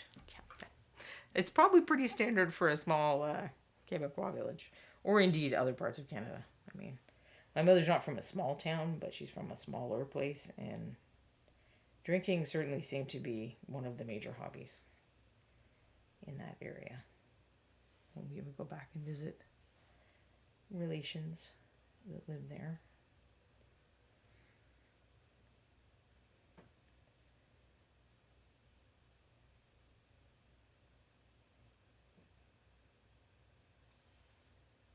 Yeah, I'm looking how the rusty orange cloth is coming out. I do think I need to bump up the highlights a bit more. Just in a few spots. So for anyone who wasn't here at the beginning, the color scheme that I'm using is actually based on, I did a search for Ukrainian nightingale. And this cute little bird that had a bright blue throat and then an orange stripe kind of on the chest and a bit of orange around the eyes. So I'm adapting elements of that color scheme, and then there's Jason Weeby, the sculptor of this piece, built in. So there's a sunflower on the face of the lute, but then also tiny little sunflowers on the trim of this outfit. So I will be using yellow there. And one of my pictures, the bird had its mouth open and the inside of its mouth was pretty yellow. So I can bring some of that same yellow up onto the face of the bird, which will help move the eye around and direct attention to the face, I'm hoping.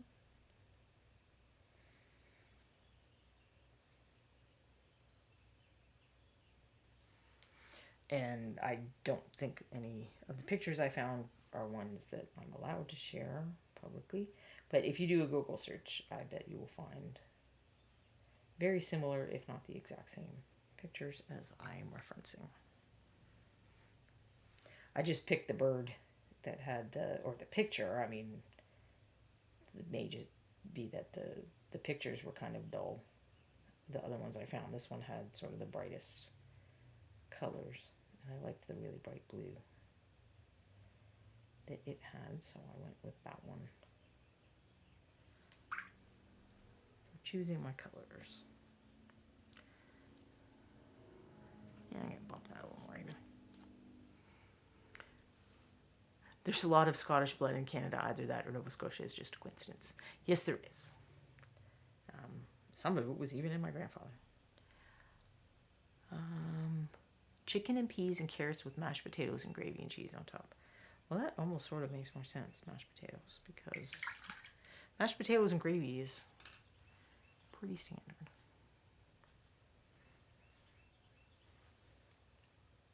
I mean, I enjoy the souped up fries. Or at least when there's spice on fries or something. But it makes sense that it was more of a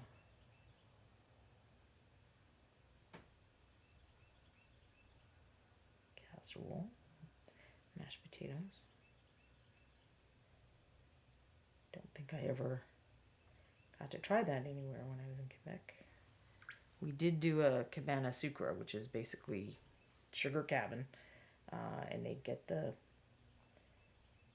maple sap that you make maple syrup with, and then they just do everything with that. So they like cook beans with it, they cook potatoes with it, they made syrup, then we poured it on snow that they saved from the winter, because this was that same summer immersion trip. We took a couple of side adventures.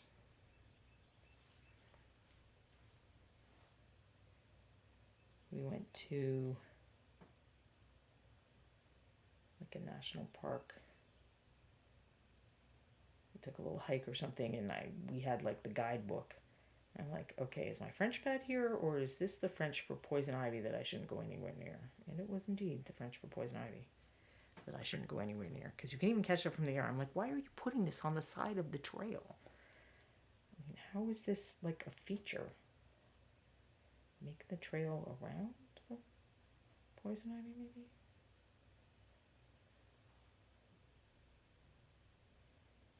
But luckily I didn't get it too bad that time. I did get to go sit in the emergency ward of the tiny town for a while, but it did not end up being that bad.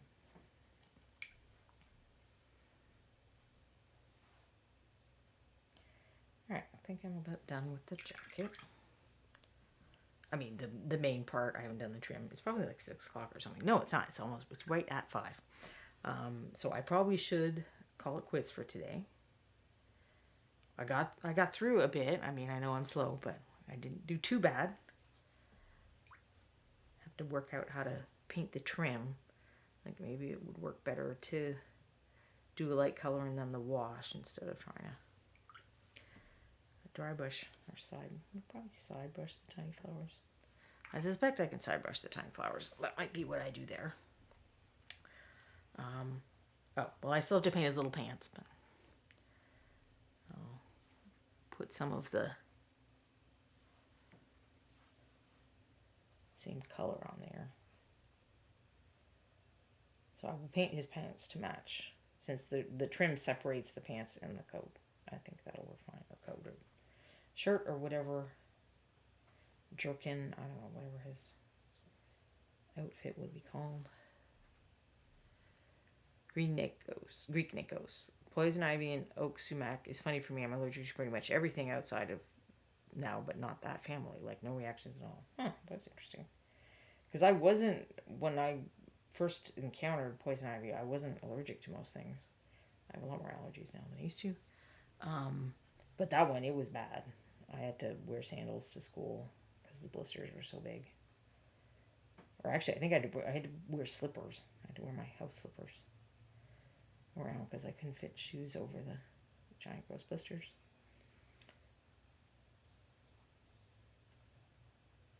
And it had transferred from one, like I got it on my foot, but then I would sleep with my foot behind my knee, so then it was behind my knee, and then I think got some other place too. And I cannot recognize it, even though I used to be into like herbs and stuff like that, and I go out and tell you this one is that, and you can use it for this. I mean, not as much anymore, but I'm just like blind to poison ivy. So it's like, I know it's got 3 leaves. Okay, so do ever so many plants, so that doesn't help. But and it's green, like ever so many plants. But so I just try to avoid all the plants now. I blame the military with too much time in the desert. I didn't have allergies before joining, but yeah, I'd trade allergies in a heartbeat. Yeah, you can avoid poison ivy. It's hard to avoid everything. I have to admit, getting allergies was way suckier than I realized it was before I had allergies. So thank you for joining me today while we paint this cute little guy. If you want to get one of your own, where'd my package go? Go over to reapermini.com and grab some Kobzar Solo Victo. You should see it on the front page. Should be a big link to it. And then they will donate $7.50 of every one of these that is sold to UNICEF for humanitarian aid to the Ukraine, which sadly needs a lot of that. And also for anyone who came in a bit later, this is what it looks like before you slap some paint on it.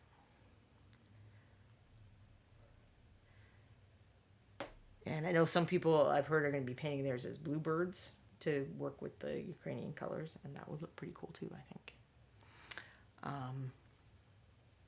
So yeah, I may continue with this guy next week. Although I think the Kickstarter will have started by then. The Kickstarter starts March 31st. Also on that website, I believe you can sign up to be notified.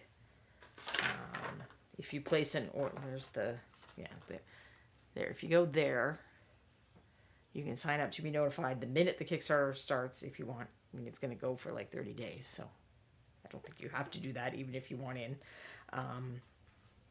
But maybe you could even scan that through the video. I don't know. It just takes you where that website is. So, and if you place an order for some of the Nightingales, and I think it's $40. Well, no, $40 is to get the mini of the month, which this month is this leprechaun and his little friend, Shroomy, the adorable little mushroom. But then you will very likely also get one of the promotional miniatures in your order because they are putting them in many of the Reaper orders. And this, I actually had my husband order the Nightingales because I usually have credit on the Reaper store to order stuff for like the stream or classes or whatever. So to make sure we were actually donating and not making Reaper donate to itself, I had him order. Because I probably would have included a note to not give me the freebies in the thing, but they don't always pay attention to my notes anyway. So, yes, there we go. The bot has the where to go if you want to get notified for the Kickstarter. Thank you all for joining me. I hope you have a great rest of your day. I'm sure that Quinny's going to find something fun for us to raid.